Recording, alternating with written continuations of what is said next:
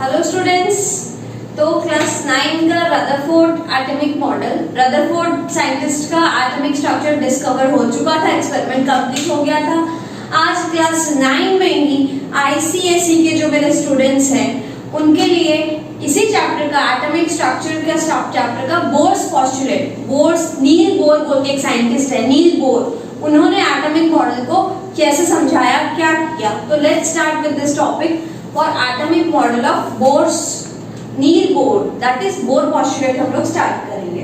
तो Niels Bohr बोल के जो साइंटिस्ट थे उन्होंने क्या किया, वो बोले सबसे पहले उन्होंने ये बात कही कि नंबर 1 लिखो, बोर्स पोस्टुलेट्स, बोर्स पोस्टुलेट। याद है तुम लोगों को रदरफोर्ड का एक बहुत बड़ा ड्रॉबैक था। रदरफोर्ड का ड्रॉबैक ये था कि उन्होंने एक एटम की स्टेबिलिटी के बारे में नहीं कहा था कि एटम कितना स्टेबल है। एटम जो गोल गोल घूमता है, इलेक्ट्रॉन जो गोल घूम रहा है, वो किस फोर्स से वो सर्कुलर मोशन में घूम सकता है, वो किसके साथ अट्रैक्टेड रहता है ताकि वो सर्कुलर मोशन में घूम पाएगा। उन्होंने लास्ट तक उनकी स्टेबिलिटी के बारे में ये हो गया था कि एक इलेक्ट्रॉन अल्टीमेटली कहीं ना कहीं गिर जाएगा, मीन स्टेबल नहीं रहेगा, बिकॉज एक्सेलरेशन होने की वजह से वो अपनी सारी एनर्जी लूज करेगा। इलेक्ट्रॉन विल रेडिएट एनर्जी, ऐसा सबके दिमाग में था कि एनर्जी इलेक्ट्रॉन लूज करेगा। लेकिन बोर्स पोस्टुलेट ने बहुत क्लियर शब्दों में फर्स्ट पोस्टुलेट डिफाइन किया कि इलेक्ट्रॉन, पहले इजी वाला पोस्टुलेट बता दें कि इलेक्ट्रॉन जहां पे घूमता है, इलेक्ट्रॉन जहां घूमता है उस जगह का नाम है ऑर्बिट, और वो फिक्स्ड पाथ है, वो जहां चाहे नहीं घूमता, यहाँ भी घूम लिया वहां पे घूम लिया। आज अर्थ अगर एक सर्कुलर मोशन में है सन के अराउंड, तो अर्थ क्या जहां चाहे घूमता है, या अर्थ का ऑर्बिट हम लोग जानते हैं कि अर्थ की ऑर्बिट की रेडियस कितनी है वो भी हम लोग को पता है। तो फिक्स्ड पाथ में घूमता है earth around sun, moon around earth. वैसे ही इलेक्ट्रॉन अराउंड न्यूक्लियस एक फिक्स्ड पाथ में घूमता है, उसका नाम है ऑर्बिट और शेल और प्रिंसिपल क्वांटम नंबर, और उसको हम लोग बोल सकते हैं एनर्जी लेवल। ठीक है, ऐसे कई सारी एनर्जी लेवल हो सकती है, first energy level, second energy level, third energy level, fourth energy level, काफी सारी एनर्जी लेवल हो सकती है। तो इलेक्ट्रॉन कहाँ घूमता है, electron move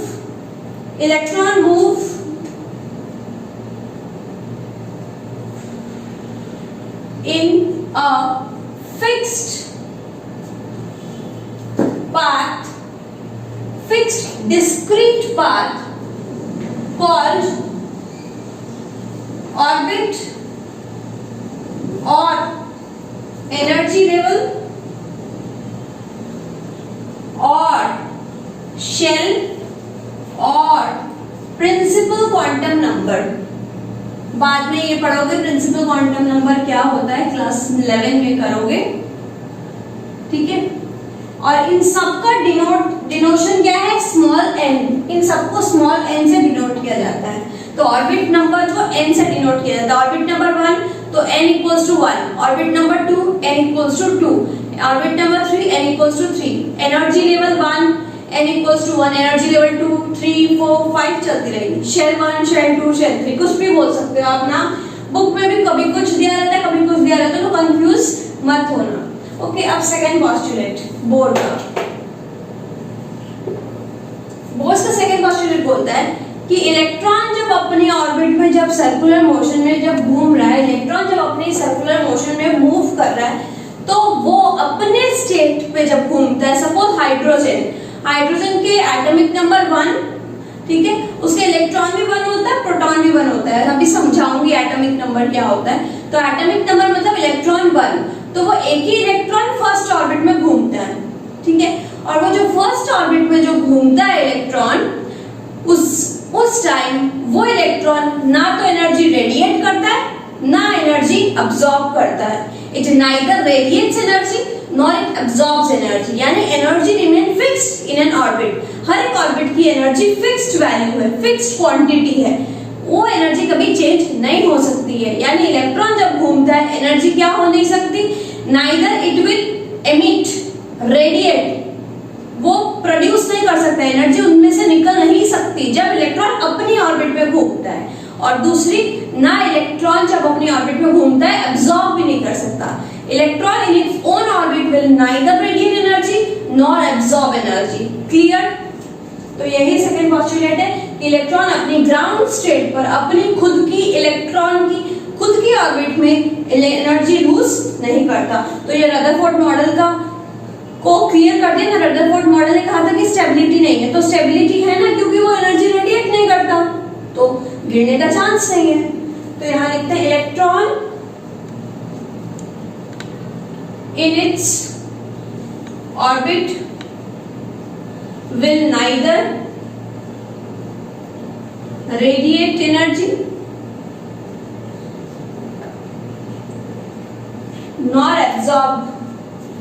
nor it absorbs energy।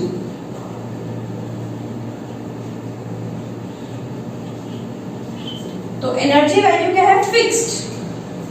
Energy remains fixed।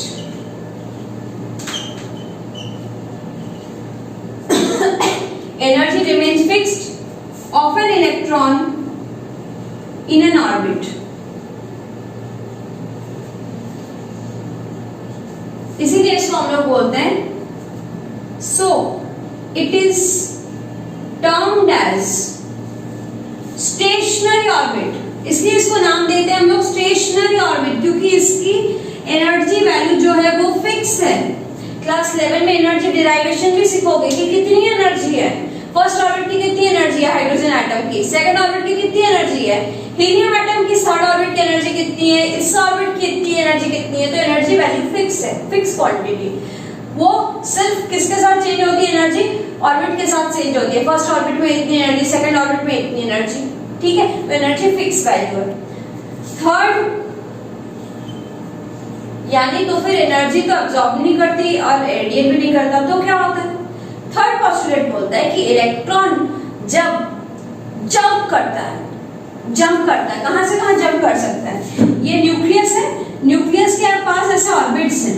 सोचो मैं यहाँ पे 4 ऑर्बिट बना देती हूँ, तो इन 4 ऑर्बिट्स में क्या होता है? इलेक्ट्रॉन या मान लो इलेक्ट्रॉन यहाँ पे, मैं ब्लू कलर के पेन से आप लोग को बताती हूँ कि इलेक्ट्रॉन कहाँ पे। मान लो इलेक्ट्रॉन ये सेकेंड ऑर्बिट में, ठीक है। अब ये इलेक्ट्रॉन क्या कर सकता है? जंप कर सकता है। जंप कहाँ कर सकता है? इधर जंप करके अपर स्टेट में जा सकता है, या ये इलेक्ट्रॉन जंप करके लोअर स्टेट में आ सकता है। दो ही काम हो सकता है कि मान लो कोई एक, हम लोग सेकंड फ्लोर में रहते हैं, तो सेकंड फ्लोर से फोर्थ फ्लोर पे जा सकते हैं, थर्ड फ्लोर पे भी जा सकते हैं, ग्राउंड फ्लोर पे भी आ सकते हैं, ठीक है। तो ऐसी ही बात हो गई, ये जंप कर सकता है। अब जंप तुम लोग बोलोगे क्यों होता है मैम जंप, ऐसे ही क्यों नहीं है? तो जंप इसलिए होता है कि एक एटम, हम लोग के आसपास जो भी एटम्स है, मैटर है, वो कभी कभी उनको हीट भी मिलती है, कभी कभी उनको गर्म भी करते हैं। मान लो कोई चीज हम लोग गर्म कर रहे हैं, मेटल को गर्म कर रहे हैं, ठीक है, कोई भी मेटल, मान लो हाथ में जो मेटल पड़ रहा है उसको थोड़ा सा हीट कर रहे हैं, तो हीट करने के मतलब क्या है? सब लोग एक्साइट हो जाते हैं, सब लोग के भीतर एक अलग सी एनर्जी आ जाती है, काइनेटिक एनर्जी। तो उसकी वजह से इलेक्ट्रॉन जंप करता है, आइदर अपर स्टेट या लोअर स्टेट। तो इलेक्ट्रॉन जब जंप करेगा खुद के स्टेट से कोई और स्टेट में, खुद के एनर्जी लेवल से कोई और एनर्जी लेवल में, तब एनर्जी एब्सॉर्ब कर सकता है या एनर्जी रेडिएट कर सकता है। अब तुम लोग बोलोगे कब एब्सॉर्ब करेगा, कब रेडिएट करेगा? तो ध्यान रखना,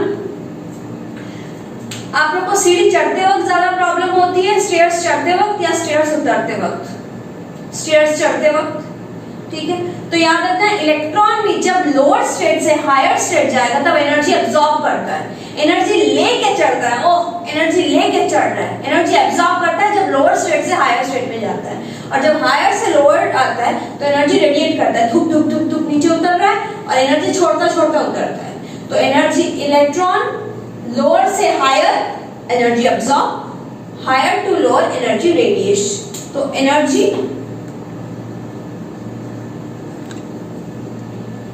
absorbs,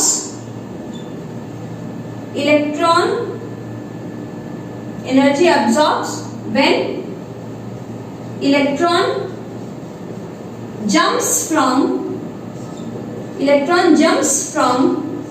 कहां से कहां जाएगा? एब्जॉर्ब कर रहा है, लेके चल रहा है, धूम धूम, jumps from lower state, lower energy state to higher energy state, to higher energy state.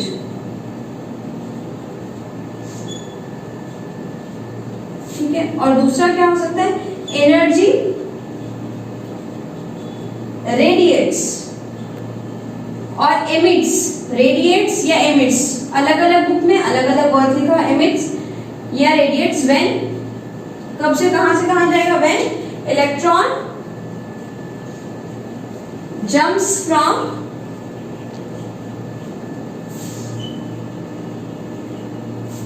Higher state, higher to lower energy state, higher to lower energy state. ये बात आपकी क्लियर हुई कि कब एनर्जी छोड़ेगा और कब नहीं छोड़ेगा। तो एनर्जी फिक्स कब होगी, जब इलेक्ट्रॉन अपनी खुद के ग्राउंड स्टेट पर है, और जब इलेक्ट्रॉन अपनी ग्राउंड स्टेट पर नहीं है तब एनर्जी एब्जॉर्ब होगी या रेडिएट होगी। जब नीचे से ऊपर जाएगा तब क्या होगा, लोअर स्टेट से हायर स्टेट, तब एनर्जी एब्जॉर्ब होगी, और हायर स्टेट से लोअर स्टेट पे एनर्जी रेडिएट होगी। तो हम लोग यहाँ लिख लेते हैं कि energy change del E, energy change is equals to E2 minus E1, ये लिख लूं। डेल E का मतलब होता है change in energy, change in energy, energy जितनी चेंज हुई। डेल का मतलब change, change in energy. E2 का मतलब फाइनल एनर्जी, और E1 का मतलब इनिशियल एनर्जी। सम्स नहीं आएंगे इसके, डोंट वरी, इनिशियल एनर्जी। ठीक है, ये आ गया आपका बोर्स पोस्टुलेट, लिख लो। ठीक है, एनर्जी लेवल के बारे में बताया, और इलेक्ट्रॉन एनर्जी लेवल में कब एनर्जी एब्जॉर्ब करता है, कब रेडिएट करता है, उसके बाद फिक्स्ड ऑर्बिट में घूमता है जिसको बोलते हैं ऑर्बिट। तो उनका ये मेन बहुत इंपॉर्टेंट पोस्टुलेट्स है। क्लास 11 में चलोगे तो और भी काफी पोस्टुलेट्स पढ़ोगे कि जब इलेक्ट्रॉन घूमता है तो उसका जो सेंट्रीपिटल फोर्स ऑफ अट्रैक्शन है वो किसके साथ बैलेंस्ड होता है। It is balanced by the electrostatic force of attraction between the nucleus and the electron. Nucleus और इलेक्ट्रॉन के बीच में इलेक्ट्रोस्टैटिक फोर्स ऑफ अट्रैक्शन है, उसका force of attraction centripetal force of attraction के साथ बैलेंस होता है, इसीलिए वो इलेक्ट्रॉन बहुत अच्छे से मूव कर पाता है, सर्कुलर मोशन में जा पाता है। फिर एनर्जी की वैल्यू आप लोग देखोगे कितनी आ रही है, फिर देखोगे रेडियस भी फिक्स है, कितनी रेडियस आ रही है, वेलोसिटी भी फिक्स है एक इलेक्ट्रॉन की जब वो मूव करता है वो कितनी आ रही है। तो these all terms you are going to learn in higher classes class 11। Okay, तो ये आप कर लो, लिख लो, पॉज कर लो। इसके बाद हम लोग करते हैं कि कैसे भरना है हम लोग को, ऑर्बिट्स में इलेक्ट्रॉन कैसे फिलअप करना है।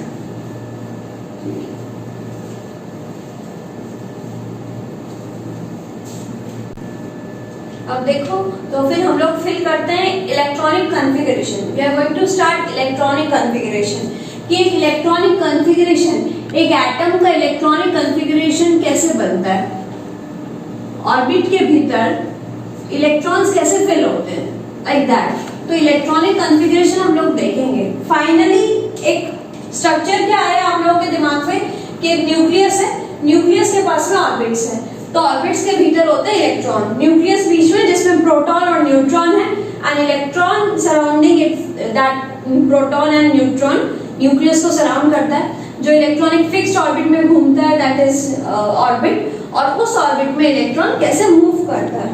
तो इलेक्ट्रॉनिक कॉन्फ़िगरेशन करने का एक रूल है, बिना रूल से नहीं होगा। तो बोर-ब्यूरी रूल है। तो बोर-ब्यूरी रूल ने उन्होंने क्या कहा कि इलेक्ट्रॉन्स कैसे फिल होंगे, फॉर्मूला है इनको फिल करने का 2n²। n क्या है, n इज ऑर्बिट नंबर या शेल नंबर या एनर्जी लेवल, कुछ भी बोल दो इसको। तो अगर फर्स्ट ऑर्बिट है, अगर n इक्वल्स टू 1 है, n इक्वल्स टू 1 है, तो यहाँ पे क्या होगा 2 × 1² equals to 2 electrons, 2 electrons in first orbit, 2 electrons in first orbit। अगर n equals to 2 है तो क्या होगा 2 × 2², 2 2 4, 4 2 8, यानी 8 electrons in the second orbit। अगर ऑर्बिट नंबर 3 है, n equals to 3 है, तो ऑर्बिट नंबर 1, ऑर्बिट नंबर 2, ऐसे करके अगर हम लोग जाएंगे तो ऑर्बिट नंबर 3 का निकालो कितना आ रहा है, 2 into 3 square, 3 3s are 9, 9 2s are 18 electrons in the third orbit. Maximum 18 electrons fill हो सकता है. n equals to 4. तो ये क्या होगा, 2 into 4 square, 4 4s are 16, 16 2s are 32 electron. तो हम लोग यहाँ तक ही रखते हैं कि first orbit, second orbit, third orbit, fourth orbit हम लोग को कैसे फिल करना है. ठीक है, और माइंडेड इसका रूल, पहले तो ये फॉर्मूला देख लो आप लोग. फॉर्मूला के बाद इसका एक और रूल है कि कोई भी एक ऑर्बिट में हम लोग 8 से ज्यादा इलेक्ट्रॉन नहीं फिल कर सकते. 8 is the most stable configuration, noble gas का कॉन्फ़िगरेशन है. फॉर एग्जाम्पल अभी हम लोग सबका फिल करेंगे, हाइड्रोजन से लेके कैल्शियम तक का. बीच बीच में होमवर्क रहेगा, बाकी सब मैं करवा रही हूँ. तो हम लोग इन शेल नंबर के नाम क्या होगा, n equals to 1, 2, 3, 4, 5, 6. तो इनका नाम होगा k shell, l shell, m shell, l shell, like this. First orbit, second orbit, third orbit, fourth, k l m n, l ऐसे करके k l m n होगा. ये n कर दो. ठीक है, ये छोटी छोटी मिस्टेक्स होती रहती है, तो उसके लिए आप ज्यादा सोचना मत, बोल देना या खुद से करेक्ट कर देना. k l m n, m n ही आएगा. तो यहाँ पे हम लोग अभी देखते हैं कि कैसे फिल करना है. ठीक है, वेरी इंपॉर्टेंट, यहाँ से क्वेश्चन आ सकता है. तो पहला हम लोग करते हैं हाइड्रोजन के लिए. हाइड्रोजन का एटॉमिक नंबर 1. इसके लिए आपको सबसे इंपॉर्टेंट जानना है कि एटॉमिक नंबर का वो टेबल याद करना है आपको. हर एक बुक में आपको मिलेगा.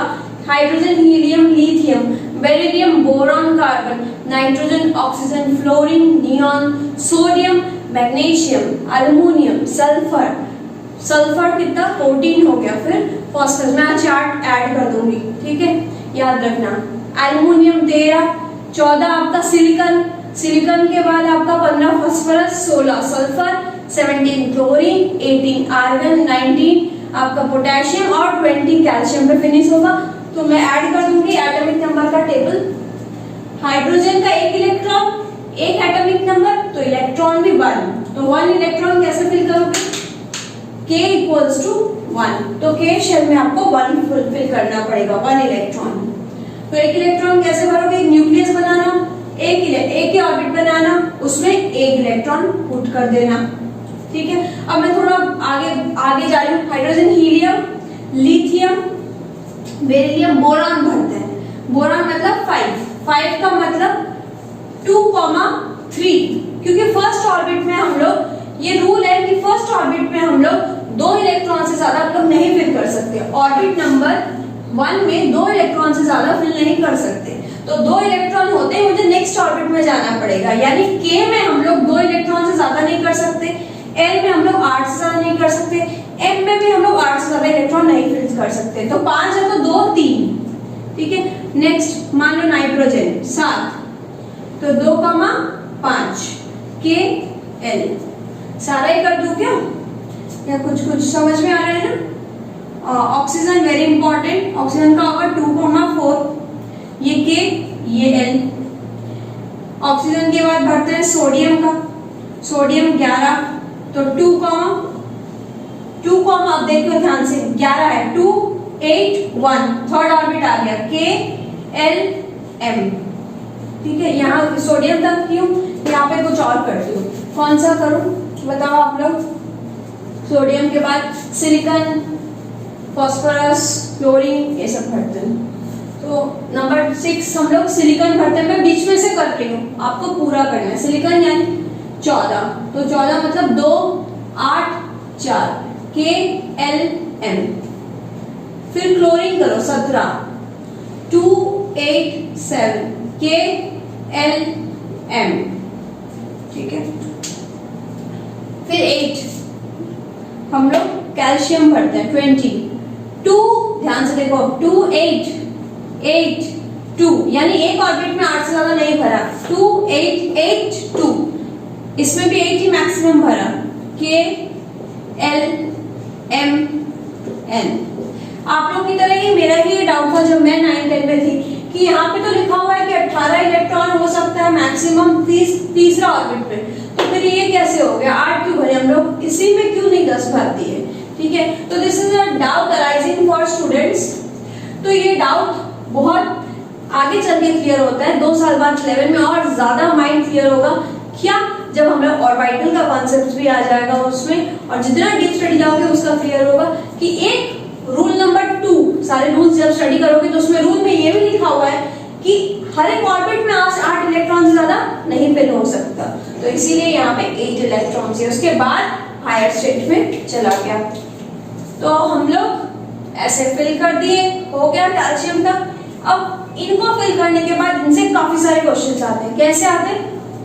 नंबर 9 आयंस का आता है। आयंस का मतलब सोडियम प्लस का आ सकता है, ये मिटा दो, यहाँ कोई काम नहीं।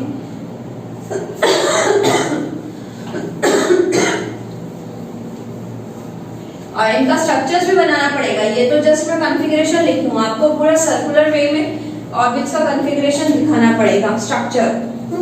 सोडियम प्लस का आ सकता है, आयंस का लिख लो, मैग्नीशियम 2 प्लस आएगा, एल्युमिनियम 3 प्लस आ सकता है, और क्लोरीन माइनस, ऑक्सीजन 2 माइनस। तो ये सब कैसे फिल करोगे? तो याद रखना, अगर ऊपर प्लस चार्ज है उसको हम लोग बोलते हैं केटायन। दो आयन का मतलब चार्ज पार्टिकल, आयन मतलब charge particle. Charge particle 2 type के हो सकते हैं, आइदर केटायन हो सकता है या एनायन हो सकता है। केटायन मतलब पॉजिटिवली चार्ज, एनायन मतलब नेगेटिवली चार्ज। तो देयर आर एनायन और ये है केटायन, कैट आयन, बिल्ली की आयन, के sorry CAT, cat ION, cat ion and anion. तो कैटायन का मतलब इलेक्ट्रॉन कम है, जितना पॉजिटिव उतना ही इलेक्ट्रॉन कम है। यहाँ 2 इलेक्ट्रॉन कम है जितना पकड़ोगे, यहाँ 3 इलेक्ट्रॉन कम है, यहाँ 1 इलेक्ट्रॉन ज्यादा है, यहाँ 2 इलेक्ट्रॉन ज्यादा है।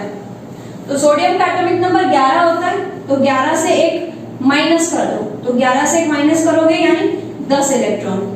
मैग्नीशियम का एटॉमिक नंबर 12 होता है, तो 12 से 2 इलेक्ट्रॉन घटा दो, 10 इलेक्ट्रॉन। एल्युमिनियम 3 प्लस, 13 से 3 इलेक्ट्रॉन डिक्रीज करो, 10 इलेक्ट्रॉन। Cl माइनस 17 होता है, 17 में 1 इलेक्ट्रॉन बढ़ा दो, तो 18 इलेक्ट्रॉन। O2 माइनस 2 इलेक्ट्रॉन बढ़ा दो, ऑक्सीजन का एटॉमिक नंबर 8 प्लस 2 10 इलेक्ट्रॉन। तो देखो समझ में आया, ये कॉन्सेप्ट भी आया कि कैटायन एनायन में कैसे फिल करना है। तो 10 इलेक्ट्रॉन कैसे फिल करोगे? 2,8 2,8 2,8 2,8 8 2,8, ठीक है। तो Kl यहाँ M में भी गया है। यहाँ पे फिर एक और टर्म समझ लो, जिनमें इलेक्ट्रॉन सेम होता है। यहाँ पे किसका किसका इलेक्ट्रॉन सेम है? इसका, इसका, इसका, इसका। तो जिनका इलेक्ट्रॉन सेम होता है उन स्पीसीज को हम लोग बोलते हैं, उनको हम लोग बोलते हैं आइसो इलेक्ट्रॉनिक स्पीसीज। तो ये चारों जो है इनको हम लोग नाम देंगे, सिर्फ क्लोरीन को छोड़ के बाकी सब except chlorine, chloride sorry Cl minus का chloride, all are isoelectronic, all are isoelectronic species. अगर सेम नंबर की इलेक्ट्रॉन्स है तो उनका कॉन्फ़िगरेशन भी सेम होगा, ठीक है। तो ये सारे आइसो इलेक्ट्रॉनिक स्पीसीज है। तो इनको आप लोग स्ट्रक्चर्स में ड्रॉ करो, बुक देखो, कंसेप्ट मिल गया आपको, न्यूक्लियस बीच में ड्रॉ करो, बहुत सुंदर सुंदर सर्कल्स बनाओ, सर्कल्स के आसपास दो है तो एक ऊपर एक नीचे, ठीक है। फिर 4 है तो और दूसरा ऑर्बिट में जाना पड़ेगा, 2 4 ऐसे करके। अब इनके बाद एक कॉन्सेप्ट और आता है वैलेंसी का, बहुत इंपॉर्टेंट। ये वैलेंसी बहुत इंपॉर्टेंट है, पहले बोल रही हूँ, 9-10 में वैलेंसी जानना, और वैलेंसी अभी अच्छे से समझोगे, जब कॉन्फ़िगरेशन हो जाता है उसी से वैलेंसी समझ पाते हैं। डेफिनेशन रट के कुछ भी नहीं होने वाला, समझो बात को। वैलेंसी का मतलब, वैलेंसी से पहले बता देती हूँ कि इस दुनिया में जितने भी एटम्स हैं मैक्सिमम दुखी है, ठीक है। खुश कौन है? स्टेबल कौन है?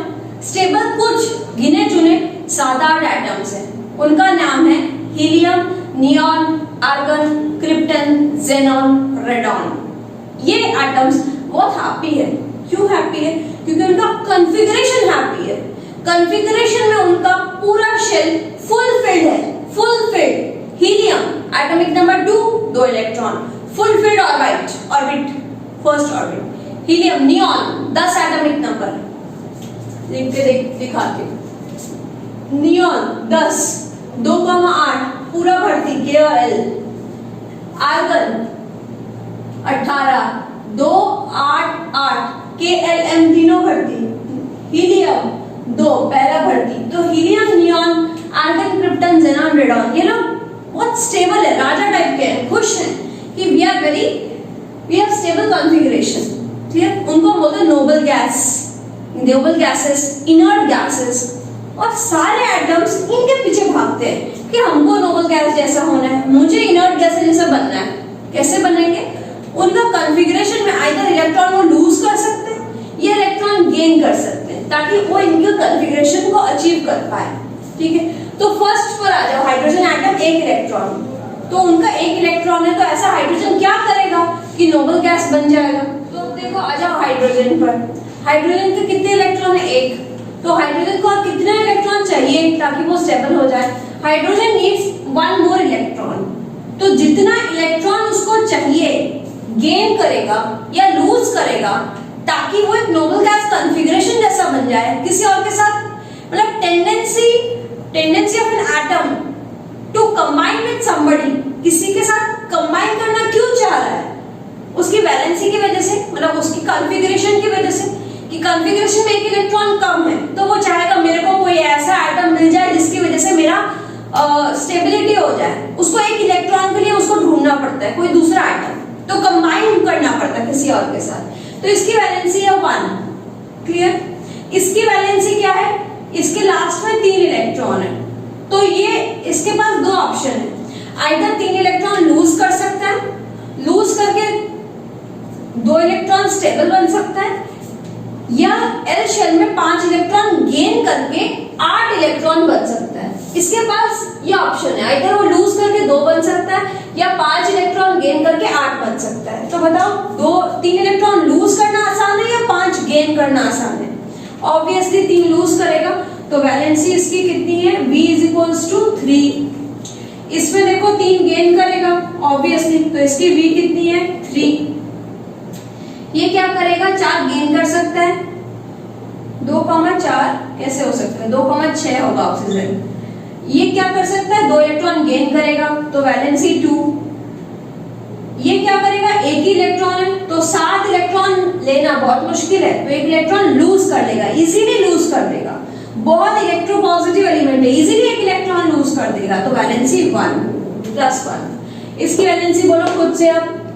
ये 4 लूज भी कर सकता है, 4 गेन भी कर सकता है, तो वैलेंसी 4। इसकी वैलेंसी कितनी है? इजी है, 7 है, तो एक गेन करेगा, वैलेंसी 1। बस हो गया। इनकी वैलेंसी 0, जिसका नोबल गैस ऑलरेडी उनकी वैलेंसी 0 आती है, इनकी वैलेंसी भी 0 है। तो ये वैलेंसी वाला कांसेप्ट क्लियर हुआ। Valency is what? Valency is the tendency of an atom to combine with some other atom to fulfill its electronic configuration, fulfill कर पाए। तो डेफिनेशंस बुक से देखना और समझना यहाँ से कि कैसे क्या समझ में आया, उसमें खुद करना। वैलेंसी बहुत इंपॉर्टेंट है, और एक बच्चे कंफ्यूज होते हैं 2 वर्ड्स में, वैलेंसी और वैलेंस इलेक्ट्रॉन। वैलेंसी और वैलेंस इलेक्ट्रॉन। वैलेंसी का मतलब मैं लिख दी, वैलेंस इलेक्ट्रॉन का मतलब होता है लास्ट शेल में इलेक्ट्रॉन्स कितने हैं। इसके लास्ट शेल में 1 इलेक्ट्रॉन, इसके लास्ट शेल में 3 इलेक्ट्रॉन्स, इसके last valence electron 5, valence electron 6, valence electron 1, valence electron 4, valence electron 7, valence electron 8, valence electron 8, 8, 8, 8। तो वैलेंस इलेक्ट्रॉन मतलब लास्ट शेल में कितने इलेक्ट्रॉन्स है, और वैलेंसी जो समझाया जो है। तो वो ये क्लास आपको समझ में आई। ज्यादा लेंथी वीडियो नहीं बनाऊंगी, लेकिन जो समझा रही हूँ उसको नोट डाउन करो, समझो इस बात को, और फिर बुक्स जरूर पढ़ना, क्योंकि एक बार समझने के बाद आप जब नहीं पढ़ोगे तो सब कुछ दिमाग से निकल जाएगा। ओके, तो wait for next video. Thank you for liking my videos. आप बहुत अच्छा मुझे मोटिवेट कर रहे हैं कि हाँ मैम ये वाला भी वीडियो बनाओ, ये भी करो। तो अपनी थम्स अप इस वीडियो को लाइक करें, शेयर करें अपने फ्रेंड्स के साथ, सब्सक्राइब करो इस चैनल को अगर आप एकदम न्यू देख रहे हो तो। Thank you for watching this video.